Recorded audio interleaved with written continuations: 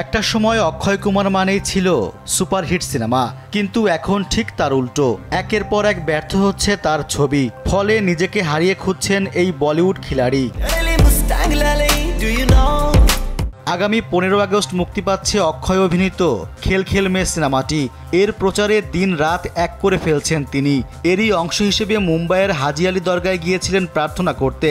Cinema মুক্তির আগে তারকাদের ধর্মীয় স্থাপনায় যাওয়া নতুন কিছু নয়। জানা গেছে দরগা মেরামতের জন্য বড় অঙ্কের অর্থ দান করেছেন অক্ষয়। এদিন নিজের প্রয়াত মা বাবা হরিওম ভাটিয়া ও অরুণা ভাটিয়ার উদ্দেশ্যে দোয়া করেন। হাজি আলী দরগার মেরামতের জন্য এই বলিউড তারকা 1,21,00,000 টাকা দান করেছেন বলে খবর প্রকাশ করেছে একাধিক ভারতীয় গণমাধ্যম। হাজি আলী ট্রাস্টের প্রশাসনিক কর্মকর্তা মোহাম্মদ আহমদ তাহির বলেন, হাজি আলী দরগার মেরামতের কাজ চলছে। এরই মধ্যে পদ্মশ্রী ও প্রকৃত মুম্বাইবাসী অক্ষয় কুমার আন্তরিকতা ও শ্রদ্ধার সঙ্গে সবার আগে সাড়া দিয়েছেন। তিনি দরগা মেরামতের দায়িত্ব নিয়ে 1,21,00,000 টাকা দান করেছেন।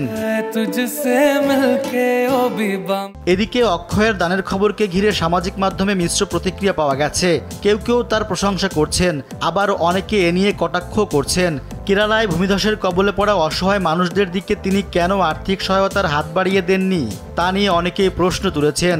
তাদের মতে এ তারকা তার আসন্ন ছবি প্রচারণার কারণে এই দান করেছেন। অক্ষয় কুমার অভিনীত খেল খেল মে ছবিটি পরিচালনা করেছেন মুদাস্সর আজিজ। এখন দেখা যাক এই ছবির মাধ্যমে ব্যর্থতার বৃত্ত থেকে বের হতে পারেন কিনা তিনি। রেজওয়ান সিদ্দিকী, দেশ টিভি।